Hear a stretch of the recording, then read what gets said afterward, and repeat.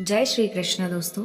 आज हम सुनेंगे अश्विन मास के कृष्ण पक्ष की इंदिरा एकादशी की अद्भुत और पावन कथा। यह वह एकादशी है जो न केवल हमें अपार पुण्य देती है बल्कि हमारे पितरों की आत्मा को शांति और मोक्ष भी प्रदान करती है। इस कथा को सुनने से न केवल हमें पुण्य मिलता है बल्कि हमारे पितरों की आत्मा भी तृप्त होती है। कहते हैं मनुष्य चाहे कितना भी पुण्य कर ले, यदि पितृ तृप्त नहीं रहेंगे तो जीवन अधूरा है, और यदि पितृ प्रसन्न हो जाएं तो वंश पर सुख समृद्धि की वर्षा होती है। तो आइए सबसे पहले सुनते हैं भगवान श्री कृष्ण और पांडव का संवाद। महाभारत का युद्ध समाप्त हो चुका था। पांडवों ने विजय तो पाली थी, परंतु अपनों की मृत्यु से उनका मन भारी था। धर्मराज युधिष्ठिर के हृदय में अपने पितरों की चिंता गहराई से उठ रही थी। एक दिन उन्होंने भगवान श्री कृष्ण से प्रश्न किया, हे माधव, युद्ध में असंख्य वीर गति को प्राप्त हुए, हमारे पितरों की आत्मा भी स्वर्ग लोक को कैसे प्राप्त हो, उन्हें शांति कैसे मिले? कृपा कर हमें मार्ग दिखाइएगा। श्री कृष्ण ने गंभीर स्वभाव में कहा, धर्मराज, पितरों की आत्मा को शांति और मुक्ति दिलाने के लिए अश्विन मास के कृष्ण पक्ष की एकादशी सर्वोत्तम है, जिसे इंदिरा एकादशी कहते हैं। इस दिन जो व्यक्ति व्रत करता है, उपवास रखकर भगवान विष्णु की पूजा करता है और व्रत का पुण्य अपने पितरों को समर्पित करता है, उसके पितर यमलोक से मुक्त होकर स्वर्ग लोक प्राप्त करते हैं। यदि स्वयं व्रत ना कर सके तो कोई परिजन उनकी ओर से यह व्रत कर सकता है। यह व्रत पितरों के लिए अमृत समान है। पांडवों ने यह सुनकर प्रणाम किया और उसी दिन से इंदिरा एकादशी को अपने कुल की परंपरा बना लिया। अब सुनिए इंदिरा एकादशी की सबसे प्रसिद्ध कथा। सतयुग में महिष्मति नामक नगरी पर राजा इंद्रसेन राज्य करते थे।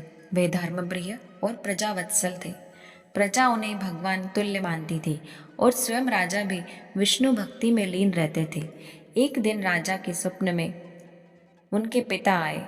उन्होंने देखा उनके पिता को यमलोक में कष्ट हो रहा है, वे कष्ट भोग रहे हैं, उनकी आत्मा तड़प रही है और वे बार बार कह रहे हैं, पुत्र, मेरी मुक्ति कर, मुझे इस बंधन से निकाल। सुबह उठते ही राजा का हृदय व्याकुल हो उठा। वह दरबार में चिंतन कर ही रहे थे कि तभी देवर्षि नारद मुनि पधारे। राजा ने उन्हें प्रणाम किया और पूरा स्वप्न सुनाया। नारद जी बोले, राजन, यह स्वप्न सत्य है। वास्तव में तुम्हारे पिता यमलोक में दुख भोग रहे हैं। यदि तुम उनकी मुक्ति चाहते हो तो अश्विन मास के कृष्ण पक्ष की इंदिरा एकादशी का व्रत करो। इस व्रत का पुण्य अपने पितरों को अर्पित कर देना, तब वे यमलोक से मुक्त होकर स्वर्ग लोक को प्राप्त करेंगे।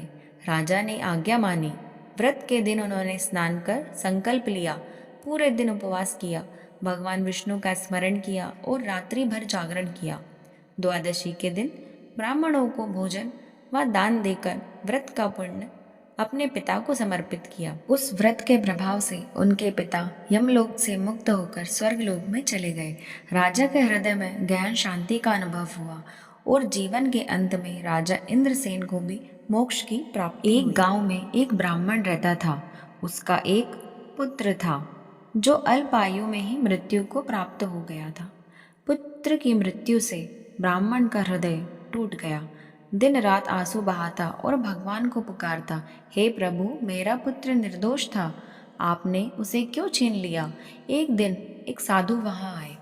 उन्होंने ब्राह्मण से कहा, वत्स, शोक करने से आत्मा को शांति नहीं मिलती। यदि सच में अपने पुत्र की आत्मा की मुक्ति चाहते हो तो इंदिरा एकादशी का व्रत करो और उसका पुण्य अपने पुत्र को अर्पित कर दो।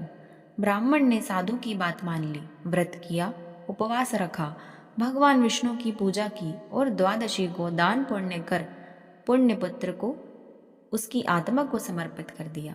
व्रत के प्रभाव से पुत्र की आत्मा पितृलोक में शांति को प्राप्त हुई। ब्राह्मण का शोक भी धीरे धीरे मिट गया और उसके हृदय में शांति का प्रकाश फैल गया। तो प्रिय श्रोताओं, इन तीनों कथाओं से हमें यही संदेश मिलता है, इंदिरा एकादशी का व्रत केवल व्रती को ही नहीं बल्कि पितरों को भी मुक्ति दिलाने वाला है। श्री कृष्ण ने पांडवों को बताया, राजा इंद्रसेन ने अपने पिता की मुक्ति की और एक ब्राह्मण ने अपने पुत्र को शांति दिलाई। आज यदि हम श्रद्धा और भक्ति से यहाँ व्रत करें और पितरों का स्मरण करें तो वे अवश्य प्रसन्न होंगे और हमें आशीर्वाद देंगे। याद रखिए, पितरों का आशीर्वाद ही जीवन का सबसे बड़ा खजाना है। तो इस इंदिरा एकादशी का व्रत कीजिए और अपने पितरों का स्मरण कर पुण्य समर्पित कीजिए। अगर आपको वीडियो पसंद आई है तो हमारे चैनल को सब्सक्राइब कीजिए और वीडियो को लाइक कीजिएगा। जय श्री कृष्ण। राधे राधे।